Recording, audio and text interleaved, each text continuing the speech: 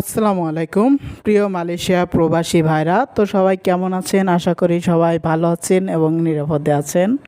তো মতো আজকেও নতুন আরেকটি ভিডিও নিয়ে চলে আসলাম। মালয়েশিয়া কলিং বিষয় সংক্রান্ত গুরুত্বপূর্ণ আরেকটি ভিডিও নিয়ে আসলাম, তাই ভিডিওটা স্কিপ না করে সম্পূর্ণ দেখার চেষ্টা করবেন।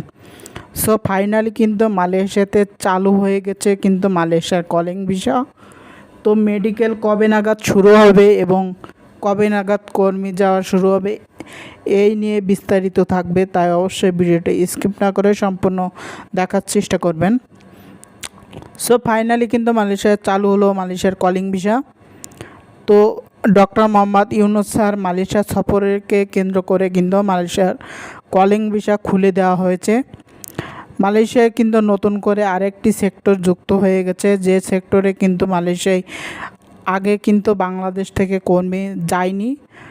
তো মালয়েশিয়ায় যেতে হলে আপনাদের যে কি ডকুমেন্টের প্রয়োজন হবে সেগুলো কিন্তু আপনাদের অবশ্যই জেনে রাখা ভালো, না হলে কিন্তু আপনারা পরবর্তীতে কিন্তু অনেক ঝামেলায় পড়বেন।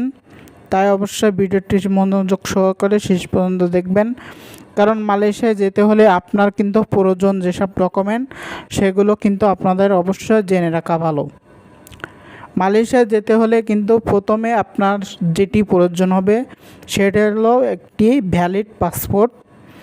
একটি ভ্যালিড পাসপোর্ট, যে পাসপোর্টের মেয়াদ কিন্তু 2 বছর, কমপক্ষে 2 বছর মেয়াদ থাকতে হবে। তারপরে প্রধানত আপনাকে যে মালয়েশিয়া যেতে হলে প্রধানত কিন্তু আপনাকে মেডিকেল করতে হবে। তো মেডিকেল করতে হলে কিন্তু যে মেডিকেল করবেন সেখানে কিন্তু আপনাকে FWCMS অর্থাৎ মালয়েশিয়ার একটি মেডিকেল ওয়েবসাইট, যেটা সেখানে কিন্তু আপনার সকল তথ্য দিয়ে কিন্তু সে একটি ফর্ম আকারে কিন্তু ফিল আপ করা লাগবে।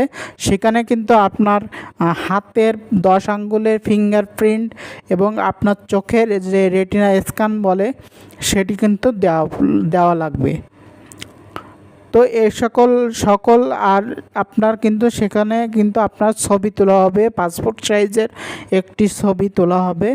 সকল ডকুমেন্টারি করার পরে আপনার মেডিকেলের কি স্ট্যাটাসটা কি হলো, আপনি মেডিকেলে কি ফিট হলেন কি না হলেন, সেটা কিন্তু সেই ওয়েবসাইটে কিন্তু প্রকাশ করা হবে যে আপনি মালয়েশিয়ার জন্য আসলে মেডিকেলে ফিট হলেন কি আনফিট হলেন, সেটা কিন্তু ওই ওয়েবসাইটের মাধ্যমে কিন্তু জানিয়ে দেওয়া হবে।